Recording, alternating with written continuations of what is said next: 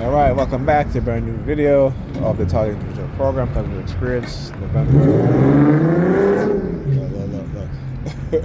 I mean, what are you doing all that for? Again, that's what they do. Like to rev the engine back and forth. TIs, we're pretty much used to these things, right? That's what they do. But anyhow, November 8th, 2024. All right, so check the bus schedule. And I noticed that since I've been saying the word check the bus schedule, I said, let me check the bus schedule. They have been using their sirens. Anyhow, 20 minutes, right? 20 minutes. It's ridiculous. Okay, on a Friday night, right? Okay, well, it's after 11. But still.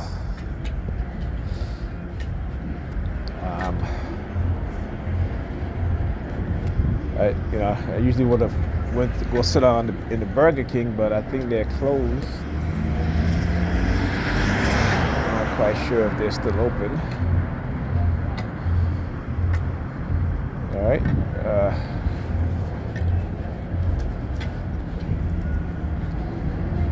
Oh yeah. Anyhow.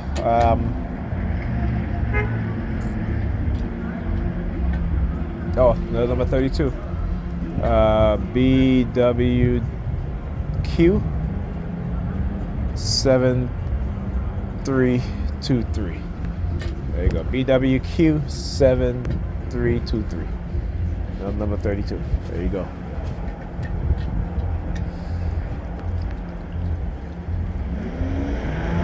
As I say, they don't stop.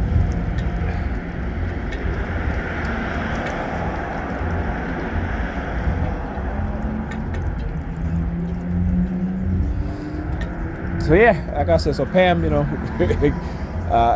wearing all black again today, and then she changed into wearing all black underneath, and she's in the living room dancing in front of me and stuff like that. I'm just like, okay, well, listen, whatever. You know what I'm saying?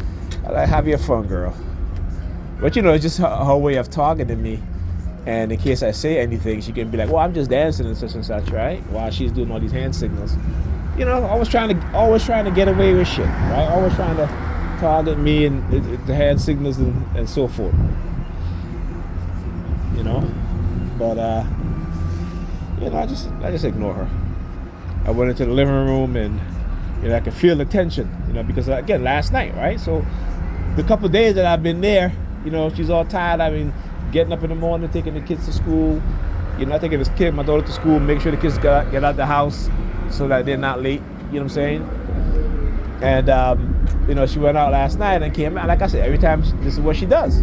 Every time she going out, whether, it'll be, as she say, her work dinner or what have you. This is what she does every single time, right? Again, the treatment, the disparaging treatment, the disrespect, and then yeah, that's loud. Anyhow, so yeah, and like I said, she came in the house last night, went straight into her bedroom, going to sleep, and I'm trying to get the kids to bed on time. Send my son to bathe because our daughter bathed first, and I go and look for him. Right, I go and look for him, and he's in her bedroom having a conversation with her. And I'm like, Ethan, it is bedtime, okay? It is 9:30 something. You need to get yourself and come out of there and go to bed. And I said to her, listen, you should know better, right? At 9:30, okay, you're in your bed. Stop having a conversation with him. He needs to go to bed, right? And again, I left last night, right? You know what I'm saying? So, because I wanted to make sure that he's in bed before I leave. Right? And what happened? Came, and then she texted me as I was on the bus around 12 something to let me know that the kids were home. You know what I'm saying? And I'm just like, wow, man. So when I got home, I said to Ethan, I said, how come, what happened that you didn't go to school? Oh, I woke up at 3 something and, I couldn't go back to sleep, what have you. Alyssa woke up at 3 something too, and she couldn't go back to. She said she had a headache. He said he wasn't feeling well. So that's why I keep telling him. I said, stay out of your mother's room. Your mother come home, when she go out, she don't even change her clothes. She goes and she lay down in her bed, and then you're in her bed all the time. I keep telling you, come out of your mother's room, start going in her bed. Okay, and if you're gonna lay in her bed, spray it. I bought tons of disinfectant spray. Spray her bed before you lay down on it. And I keep telling her, you can't continue to do this, right? I mean, there is, like I said, stuck on stupid. Every time you go out, you get sick, and the kids get sick. Okay? Because you're not taking precaution. Because you're too busy having fun to think about the safety of your children. So when you get home, that if the people you're around got COVID and you got COVID, because of that, you're giving it to your kids and me. But I still, what I'm saying, I spray myself down. You know what I'm saying? I spray my clothes, sanitize my clothes. When I get in there, before I take my clothes off, I sanitize my clothes. Well, not before I take my clothes. I take my pants off. I wear shorts in the house. But I take off my jacket, sanitize it. After I take off my pants, sanitize it, and then and again, I've been doing that since COVID. Okay, all right. And this is every time I go outside, I take public transportation. That's what I do. Even when I take a cab or anything like that, I still do that. Okay, you know what I'm saying. But her, on the other hand, no. Again, nope. That is what she'll do. No concern. Nope, none whatsoever. As long as she's having her fun, she come home, she can give a damn about the kids. Getting the kids sick. She could care less about that shit. Until they're sick, until then they can't go to school, and then all of this stuff. And I keep telling her, stop being so damn reactionary. Be preventative, okay? But she not listening. She don't want to listen to me. You know what I'm saying? I'm on disability. She can whenever I'm not doing anything, I confront her about certain things. She pull out the crazy card. But it is what it is, right? I know who I'm dealing with. So.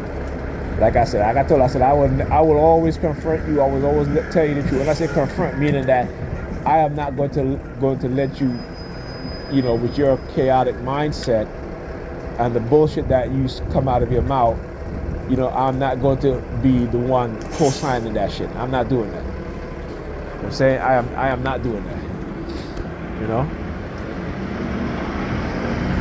I'm not doing it. All right? I said, those dudes that, whoever, whatever you're messing with, you could, that, they'll do that shit because, again, I keep telling you, so you need to understand who men are. All right? Men will tell you shit just so they can sleep with you. All right? Okay? That's who men are. That's who we are. Naturally. Okay? We are visual creatures. Okay? You know what I'm saying? And hey, the way all these women are programmed today, you can't tell them the truth. Because unless you tell them the truth, you're not getting them. So, they incentivize the men to lie to them. Right? You know what I'm saying? But then the relationship doesn't move past that. Right? Particularly when they're not willing to work on themselves. Particularly when they're not willing to raise their consciousness. Right? To look at the reality, to have an understanding of how we are being used against each other. Okay? They don't want to hear that. Okay? For them, it's like it's all about money.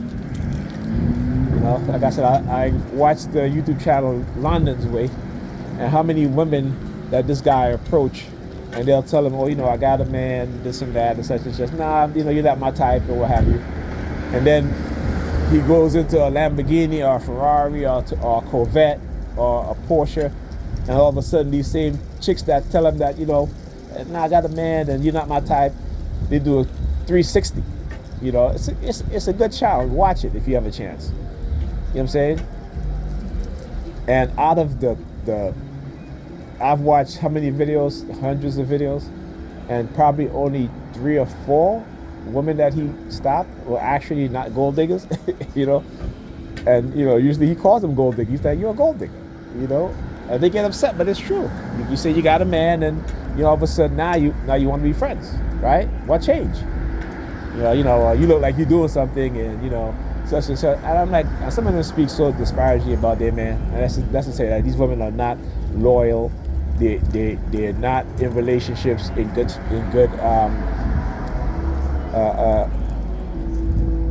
with good intent, I should say, right?